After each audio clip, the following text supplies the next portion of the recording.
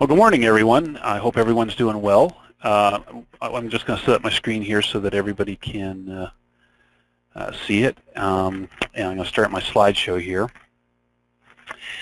So basically this morning, I'm going to talk a little bit about business analytics and also some of the tools that we can use currently that you would have in a standard central station, or that you might have just on your own PCs in a central station that you could use today to pull out some metrics and some information that might be important. And so basically the first slide I have here is basically what is business analytics. Business analytics, here's a Wikipedia definition for it, but it really comes down to is using the data that you have from the different systems you have, including Manitou or maybe your phone system. Could be other statistics, a ticketing system that you keep within your organization, and using that data and information that happens on a daily basis and measuring your business against it. And so why do you need kind of business analytics? Well, one is to help you to better understand the type of accounts that you're monitoring. What's your relationship of commercial to residential? What's your relationship to the number of accounts in a particular county or city or state versus other areas of the country? You might want to watch customer trends. If you're a large dealer central, it's important to see what your dealers are doing on a weekly or monthly basis. Are they adding accounts? Are they having struggles with what they're doing? To monitor and plan for IT infrastructure. If you have a large amount of accounts that are coming on every month, you can start to monitor and plan out into the future when you might need to actually add additional equipment or change the infrastructure that you have. It's also help you understand your staffing levels. It'll also help you. I teach another class too that kind of really drills into some of the metrics that you can pull out of Manitou from the history to see whether or not, and then tying it back to your accounting data to see whether or not the customers you have are profitable.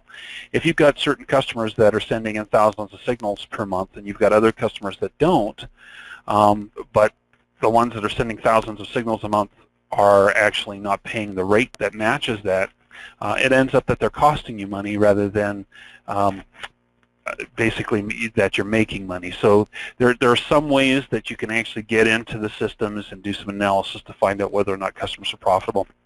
But also just data-driven decision making. A lot of times we make decisions based upon gut feeling or instincts, but sometimes it's great to have some hard facts to back up what we're feeling. We might see some patterns just in general, but sometimes if you can take the data and analyze it in a little bit more detail, you actually have some hard facts to back some of those feelings up. So what I'm going to be doing today is doing a lot of SQL queries.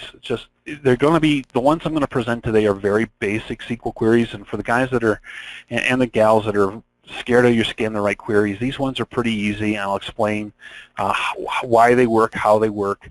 But they do give us some information that allows us to see some of the patterns that are happening in a central station, and I'll explain some of the concepts that we can pull out of them once we see those queries and the data that they produce.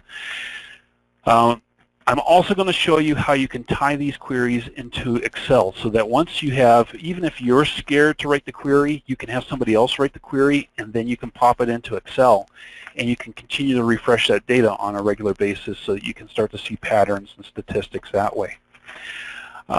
Some of the things that you need to make sure of, especially from the IT standpoint, is we want to make sure we have a read-only login, and that when we run these queries, we run them on the backup database. If we have a complex, very long-running query, we don't want that to be affecting central station operations. So that's why we recommend that we either run this on a backup database, or if we have a reporting server where all your reports are being run off of, then that's the server where we would want to pull the data from. All right. These are some of the examples we're going to be going through today. We're going to talk about customers activated, deactivated, inactivated. We're going to look at it per dealer. We're going to show how to get those results into Excel. And then we'll also talk about getting some transmitters with test timers, transmitter with test timers per dealer, and then signals per receiver line, and why some of those reports might be important for analyzing what you're doing in your business. All right, give me just 1 second. So we're going to pass the another poll question at this point in time.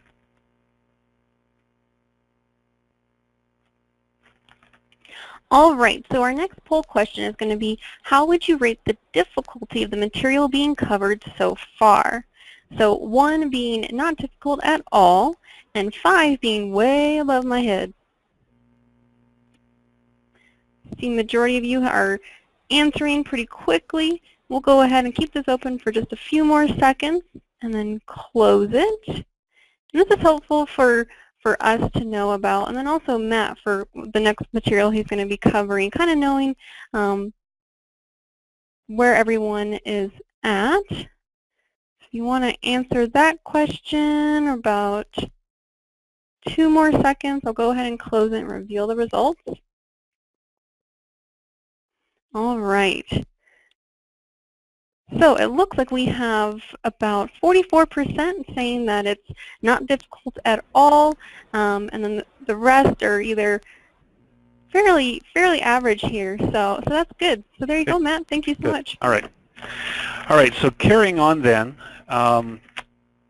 we're actually going to get into some of these examples, and the first one that we're going to actually take a look at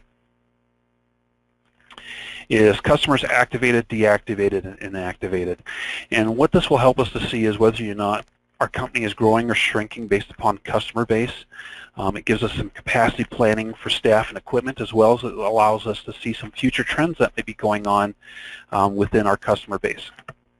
My assumption as I'm doing some of these is that these are written more from a dealer central where you have multiple dealers, but you can use these same queries and do some planning in regards to if you have a large amount of C-stores, or if you have, because you can actually change the queries to do grouping in different ways, whatever it makes sense for your particular business.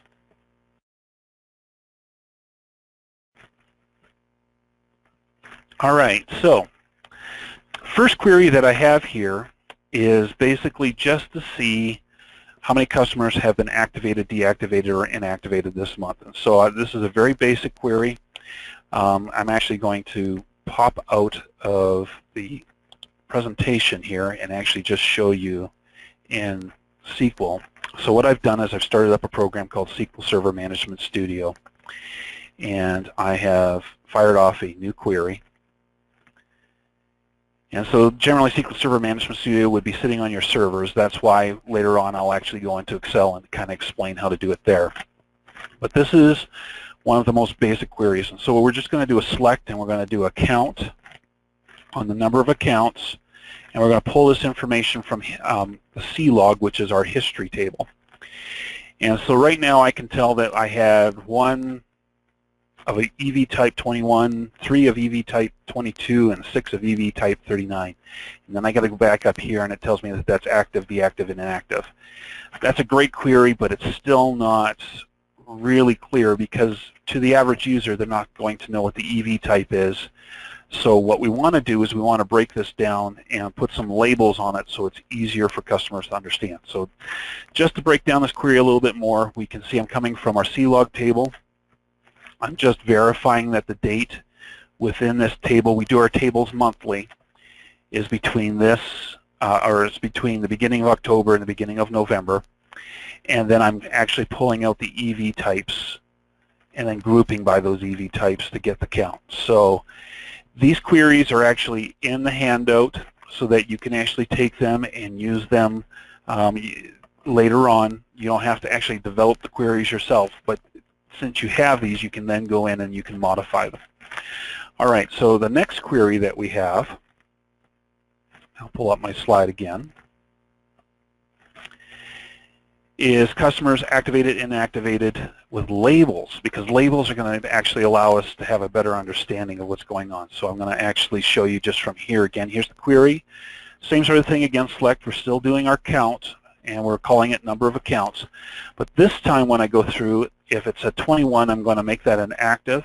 If it's a 22, deactive, and 39, I'm going to make that inactive, so that when I get my results, it says active, deactive, and inactive. And that's a lot clearer. It's a lot more understandable. And it will also help us to predict the trends. So from a central station right now, based upon the information that I can see here, I now know that if it was my central and it's in the month of October, which is not done yet, well, and this query is from July that you see on your screen, but I can see that there was only one account put on this month. There was 9 that went deactive, and there was 1 that went inactive. And generally, if it's gone deactive, it means the account is gone. You've either deleted it or you've made it deactive. Well, if you've done that, that tells me that my particular central station is not having a very good month, because really what's happening is I'm losing customers and I'm not adding enough customers to make up that deficit. Now, there's other reports that we have in Manitou that you can run, that you can actually use to get this information out. But if you do it from a query standpoint, it allows you to look at this on a monthly basis, and you can go back historically and have a very clear picture of exactly what you've done each and every month. And so when this goes back, how this ties into business analytics is you can now measure by this, using this as one of your numbers, your performance on adding customers. So if we see that we're having a real decline in customers, now we can start asking questions such as, why are we losing customers? Are there acquisitions going on where we're losing customers out of our central, or are we having bad customer service? Are we having equipment failures? Now you can start digging in, because now you know that there's something that is affecting your central station. All right, so yes. Just really quick, we did have a question pull up. Wondering if you could elaborate on the no lock. Okay, so the no lock is used. The reason why I put that in there, and it doesn't have to be in there if you're doing it on a backup database, but when it runs the query, it's a hint to the query that it shouldn't try to lock the tables in case something else is trying to also run a query on that database at the same time. In other words, if replication is trying to write a record into the C-log table, this makes the query smart enough that it's just going to kind of skip over, and it's going to give you more. It's not going to give you exact results. It's going to be more general. Now, as I say, it's going to give you more general results. Generally, these tables are not busy enough for this to be a concern, but when you're writing queries, using the with no lock gives you the ability to make it a little less intensive on the system. Wonderful. Hopefully that answers that question. All right, so next slide here. Sometimes it's nice to see this sort of thing, instead of in columns, have it in a row instead. So what I've done here is I've actually said my accounts, active 1, deactive 9, inactive 1, and this is just building on the query that we've done before. What I've done here is it's called a pivot table. You can do this real easy in Excel if you didn't want to do this within SQL, but the next query that I bring up, I'll explain why we've done it in a pivot table. But right here you can see, and this is, love it when it does that. What we've done here with the pivot table, this is a more advanced technique in SQL, but I've given you these queries so that if you want to try to do pivot tables in SQL, you've got a good example of how to pull it out. And it becomes important for the next query, which is if I want to do this by dealer. So if I'm a large central station that has dealers and I want to see what activity is going on with my dealers, if I do a pivot table, then I can actually get this in rows and columns that make sense. And here's the example. So going back to my query again, you can see now I've added in the installer information. I've actually added in the installer table. And now based upon this, I can create a pivot table off of it, which gives me these beautiful results. Again, what I've done is I've written the queries. You can go ahead and use these queries. You don't even really have to know much about SQL, as I state, but the queries, the examples that you have there also allow you then to modify them to your own particular business practice.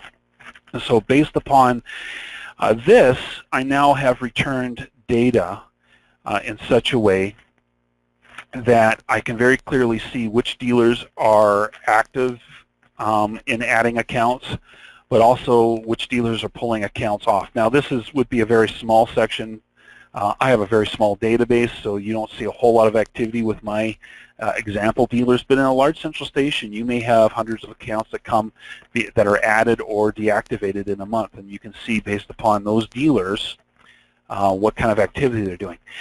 Now, some of the things for business analytics that you can do with this particular query is you can see who your best dealers are. So if you have specific dealers that are putting on a large number of accounts every month, that would allow you from a business standpoint to go and work with those dealers to continue. You might want to give some additional incentives to make sure that those dealers are happy. The flip side is if you see that you've got dealers that are either deactivating or inactivating a lot of accounts, you know that you've got a problem there and that you may have to talk to that dealer to see if you can give them some help to either increase their business or to find out if that's a trend, if you see that happening over several months where they might be trying to pull their accounts off the system. So it gives you, again, some control, some ideas of what's going on within your system, within your operations, and it's just a simple query that can be run against the history within Manitou. All right. So, Julie, I'm not sure, can we run the same poll question again? The one that we just did. Yep. Yeah. I want to see how we're doing here, if it's possible. I don't believe so. No, that's okay. Sorry about that. It's still showing those same results. But maybe we can have in the question section, or you know what, even better, in your control panel, you have a hand icon. If you are still feeling pretty comfortable with the material that's being covered, you could go ahead and raise your hand. Then we can take a look at where we're standing, and I'm seeing a couple hands going up. Oh, good. There's a couple more. Okay, we're doing okay. All right. So, yeah, so I realize this is I realize this is pretty technical what we're doing here, but I'm trying to allow you guys to have some of the tools in your day-to-day operations, and sometimes you might have to get your IT team involved. The other thing I would like to get feedback after this particular presentation is if there are specific queries that you would like to see that would help you, that you know you're trying to get this particular data out of the system but you don't know how to do it. That will allow me over the next year as we develop and we work within our software to be able to present some of these other things either in reports or present them to the BOLD community as additional queries. So the next thing I'm going to go into is actually how we can take the same sort of data that we've just collected about our dealers and the amount of accounts that they've been putting on and making active and inactive and get that information into Excel. So I'm making some assumptions here. One is that you have an ODBC driver for SQL Server that you've installed on your PC, and we're going to be able to present these slides afterwards so that you'll be able to actually get to these links. Also that we've created a new data source that connects to the backup Manitou database, and both these links, rather than taking the time to go through this in detail, both these links define very clearly how to make those data connections. So I'm going to go on to the next slide.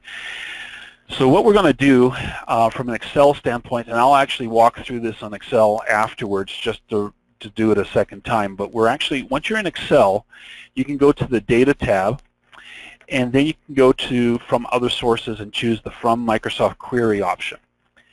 From there,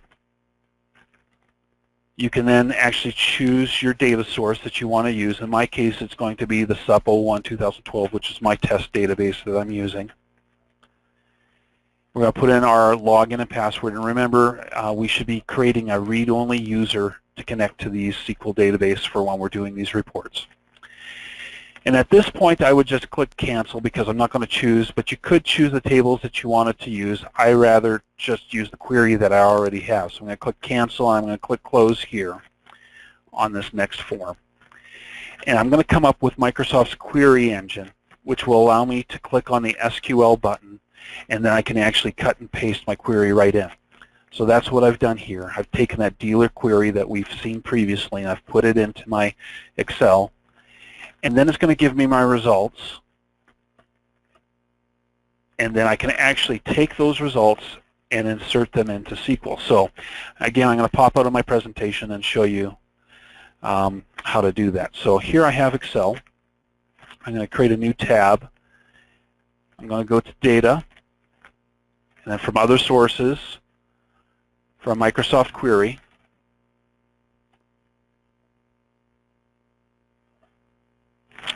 and I'm going to pick my data source that I've created previously. Put my password in, and it comes up with which columns and which tables I want. I'm just going to go cancel here, and then it's going to ask me if I want to continue editing this query in Microsoft Query, and I'm going to say yes.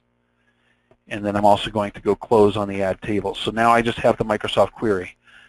I'm going to go SQL, and then I'm going to put my SQL statement in.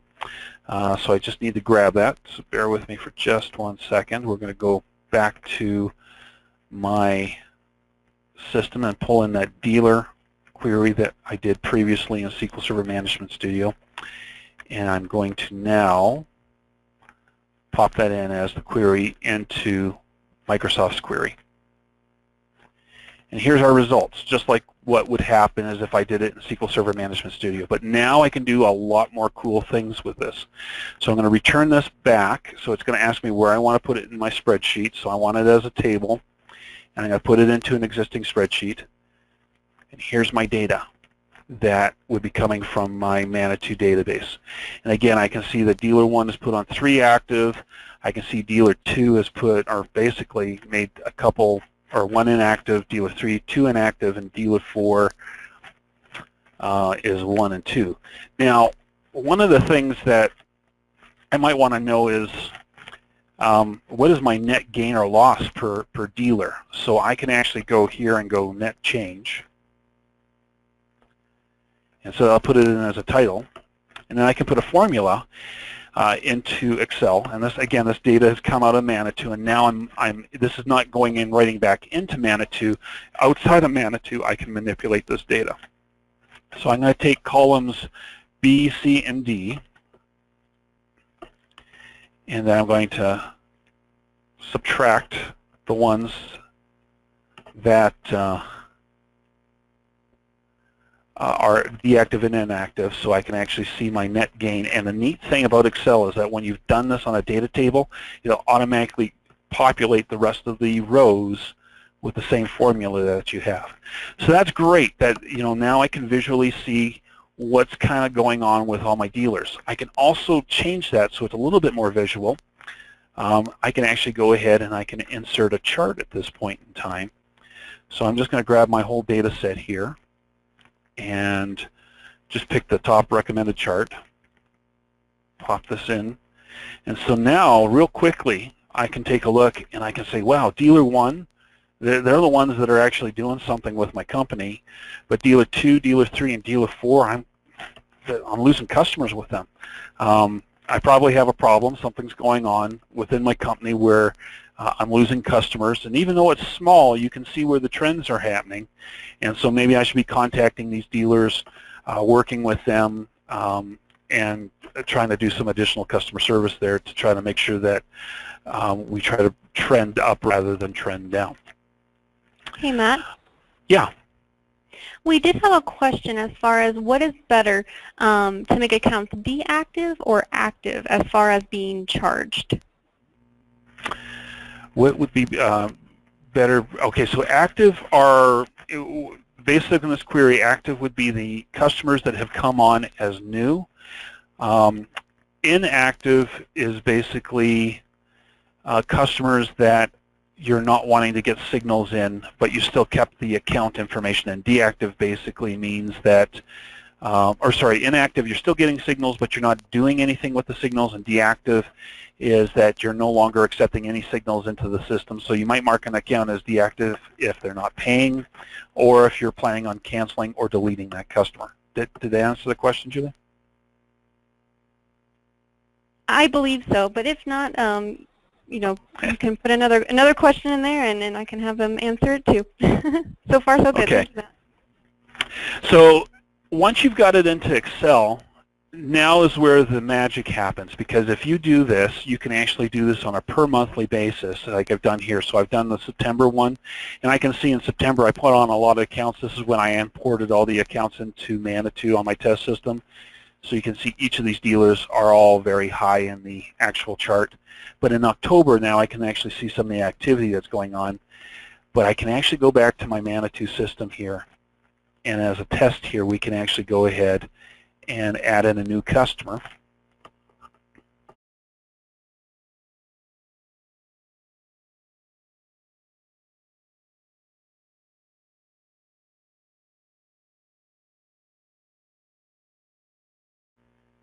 And then we're going to go ahead and just add the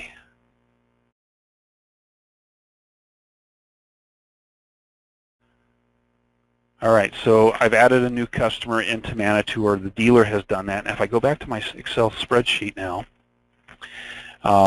what I can do is if I go back to my data, I can just do a refresh all, and it automatically will go through, do the query, update everything so I don't have to do SQL.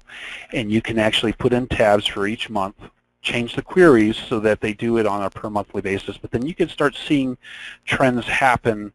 You know, you can open up your spreadsheet on a daily basis and you can see what's happening with each of your dealers. Now this is where it starts to become powerful, because now you can see trends happening on a daily basis, on a monthly basis, and all you have to do is just do a refresh once this has been set up. The other thing you can actually do is you can actually go in and under connections, you can modify these connections in the properties so that they actually automatically refresh. So if you wanted to set up kind of a dashboard for yourself, you can set up the queries that you want on a spreadsheet, pop your spreadsheet up, and it'll be regularly just updating that data from the Manitou system. You can do the same thing with your phone system.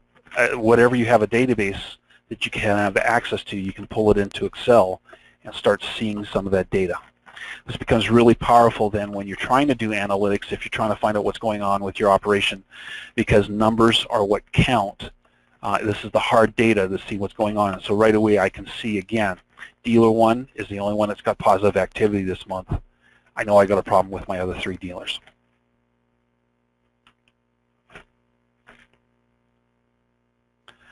All right. So getting back to the slides. So I've kind of gone through the same thing here.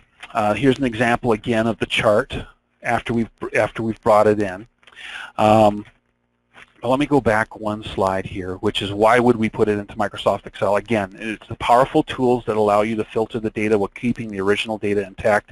If I just pop out again and we pull up this Excel spreadsheet, if I just want to see the ones that have a positive value again, I can pop that out, and now I'm focused on that one dealer, and it's because I can do the filtering all within Excel without having to worry about all the SQL mumbo jumbo in order to do those filtering.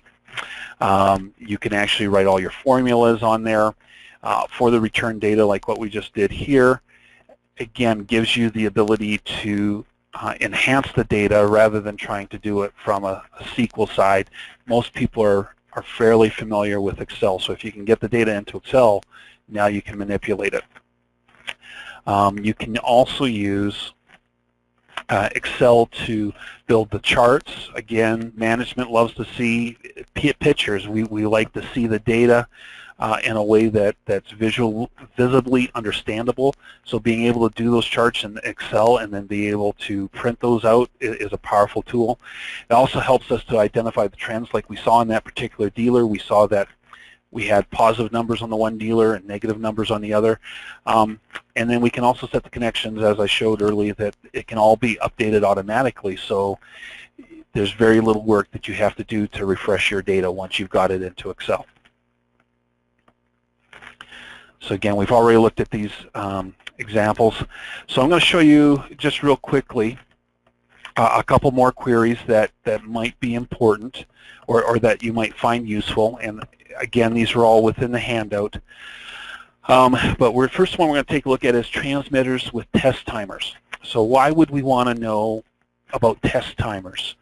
Well, one, we can see the percentage of alarm panels that are doing a self-test. Why is that important? Because that tells us, again, that panels are reporting that the communication path is correct, that we don't have a problem with phone lines. We can also identify what percentage of alarm equipment may be at risk for non-reported failures, because if you don't have a bunch of accounts that have test timers on them, there's a chance that you could never hear from those panels and never know if they're good or bad. Also, it gives you a chance to understand the signal load from non-actionable type of events.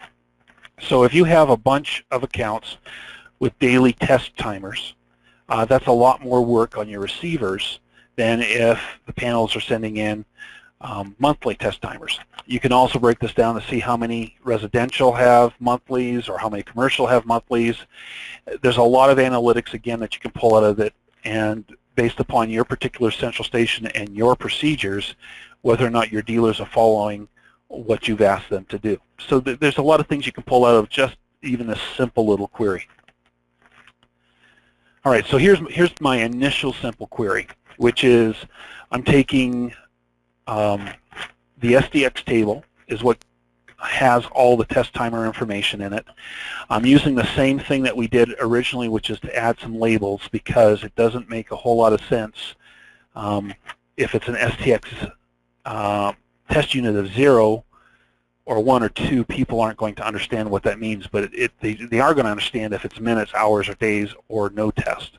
So based upon the criteria I have in here, I can define whether it's not a test, if it's in minutes, hours, or days, and then how long that interval is. So if I run this query, this is what you would see, is that I have a number of these that have a 0 for test interval, 0 for test unit. So basically 0 minutes, no test, 2 days, no test, 2 days, and the rest of these are no tests. So it gives you kind of just a basic concept of the data returned.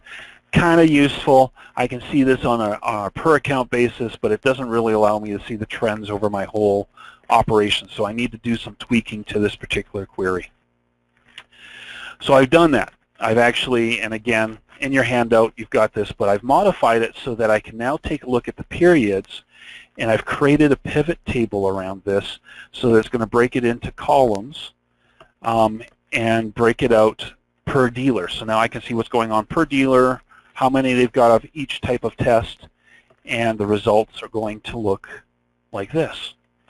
So dealer 1 has 998 accounts that have no test timer to them, 2 on the daily, 0 on weekly, 1 on monthly, and 0 on more than monthly. And we can go then see for the rest of my data how that actually works out. I've got one here that's got a test timer that's longer than a month, which is unusual, but you know, it can happen within the data. Again, we can pull those stats out. We can use this to help us to see what's going on with our account base and how much signal load that we might be getting that's not alarm type, or it's just standard event type traffic. My central station looks like that I'm going to have very little traffic coming from my panels in the form of tests, because I only have a few that have daily or monthly or more than monthly. The bad news is that in my central, on my test data, I would never know if these particular panels are working or not, because I don't have a test timer tied to them. All right. And so finally, I have one last query. And this query is signals per receiver line. So why would we want to see some of these stats? Well, to see what receiver lines are the busiest, to identify what possible problem areas, excessive signals we might have. So I could see on a particular line, if it's hundreds of thousands of signals on this particular receiver and on a particular line, I know I may have to dig in a little bit deeper to try to find out what's going on. And then just base overall signal load. Sometimes it's very surprising to know exactly how many signals you're actually taking in on all your phone lines and all your receivers, or even your IP TCP receivers, to know exactly how many signals are coming into the automation software. So same thing again, and this one's just a real simple query. I'm pulling out of the raw data, so I'm taking the information, and this is done on a monthly basis. Raw data tables, C-log tables are all monthly tables. And I'm doing a count based upon the R code description, the FEP number, the receiver number, receiver line number, and events. And so based upon this particular query, I can see that I have done, and this is on FEP number, my first FEP. So receiver number 4, I had 1 event. On my Ademco receiver, I had 1 event. So these are really low activity receivers. So receiver number 5 on receiver line 9999, so this is probably doing DNIS. I had 4 events. And then on these other ones, which are my higher activity receivers, which is my Bold XML driver and my Media Gateway driver, I've had 27 and 85. Again, I can use this to see some trends.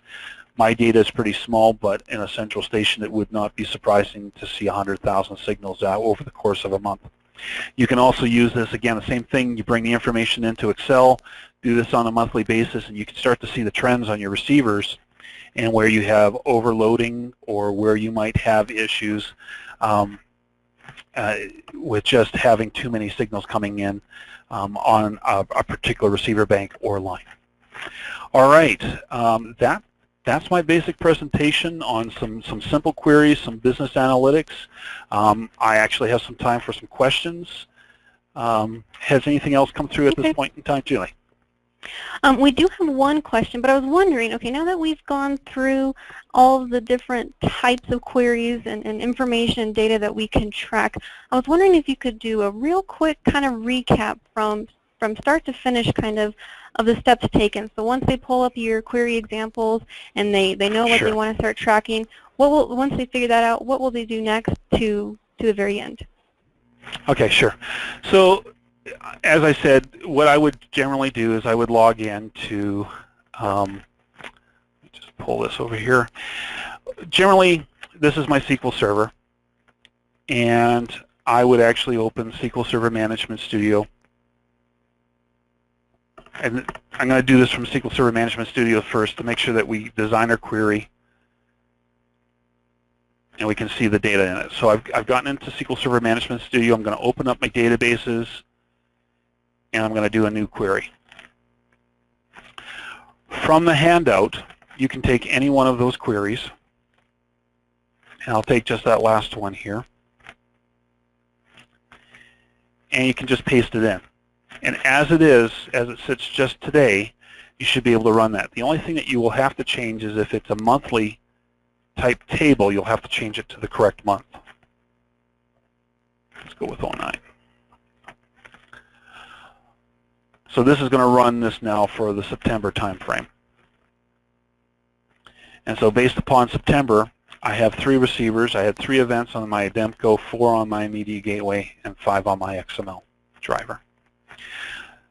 So that's just taking one of the queries. We can also go back and we can do any of the other queries. If we were to do it transmitters by dealer and see the test timers. And I actually don't have that query readily available, but let's at least pull the one from all the test timers in the whole database again. These queries are all examples there. I can run that, just paste it in, and away it goes. If I want to now take this same information and pop it into Excel, I would open up Excel,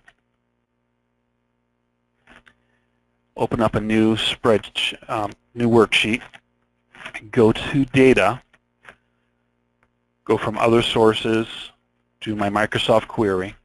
And there's multiple other ways that you can pull data sources. You can actually do it from a text file if you've got other data, like from your accounting system, that you want to bring in. I'm just showing you right now the connections that you can do to Manitou.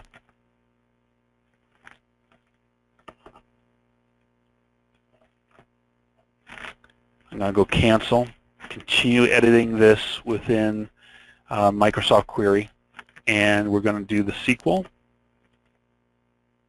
paste in my query, and there's all my data. So now that once I have all my data, I can now return it back into Excel as a table. And even based upon this, if you want to take the raw data in like this, you could actually create pivot tables on it. There's a number of things. You can change the columns on this. You can do filtering, so if I wanted to just see the ones that have no test, I could do that. Or if I wanted to see the ones that have just minutes on it, I can do that. It's very powerful to bring the data from SQL after you've done your query into Excel, because there's a lot of different ways that you can manipulate it after that point. So if I wanted to see just the ones on a specific receiver line prefix, I could do that. So again, multiple ways of viewing the data, multiple ways of looking at the analytics. Once you have that data, now you've got to start asking yourself, it's not so much just the data, it's the questions you ask about the data. You know, why do I only have so many, if it came down to the on test, why do I want to do in my central station on test timers? If I do, are people following the right process? Are they putting them on at the right time? So lots of things you can pull out of it. Again, this was just a demonstration of how you can take some of these queries. I would love to hear some of the ways that people would like to, or some of the data that people would like to get out of their systems, because we can continue to engineer that as well as give out those queries as time goes on.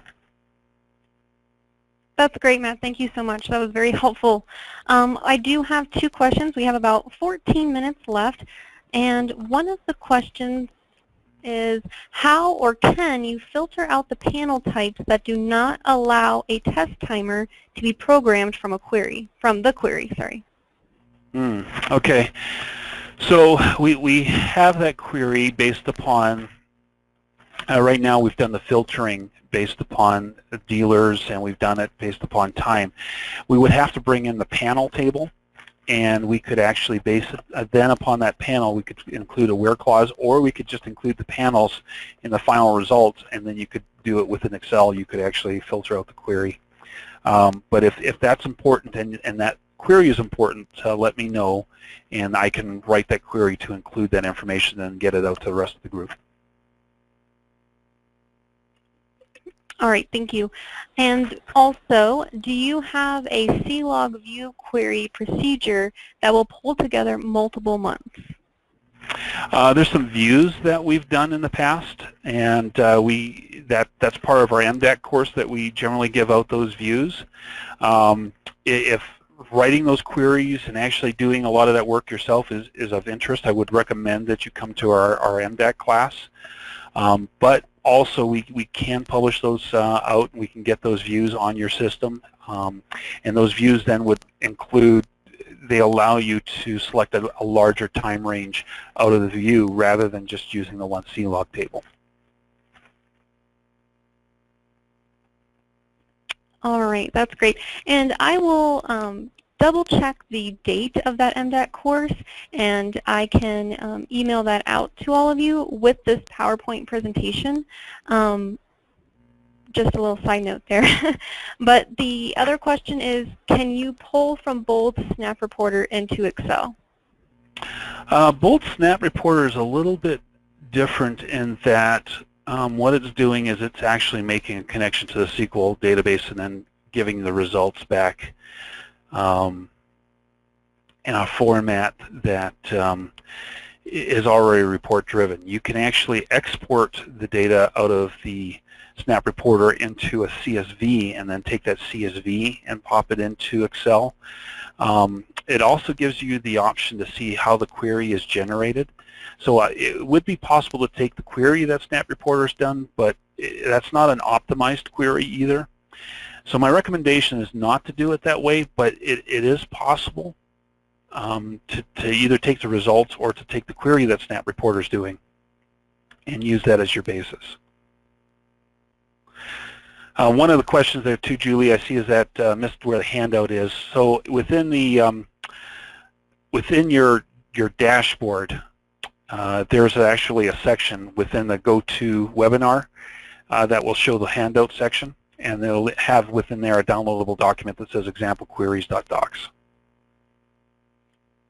And I will make a note to attach that to that email as well with this PowerPoint presentation and the date of the MDAC course. So if there aren't any other questions, I do want to launch this last poll question and see what your thoughts are. So this next question is going to be, would you be interested in additional training for writing queries? and lots of responses coming in. So far so good. It looks like they're very interested, which is a good sign, meaning that Matt kind of hiked your interest in them. So I'm going to close this down in just a couple seconds. Make sure everyone has a chance to view that. All right, so I'm going to close this and share those results, and it does look like majority of you are very interested in receiving additional training. So your responses will be recorded, and so I'll be able to pull that up. But if you want to, in the question section, if you just want to make a little note that says interested in additional training and maybe a good email that we can reach you at, I'll be able to pull those up even faster. So Matt, I don't have anything else to cover. And okay.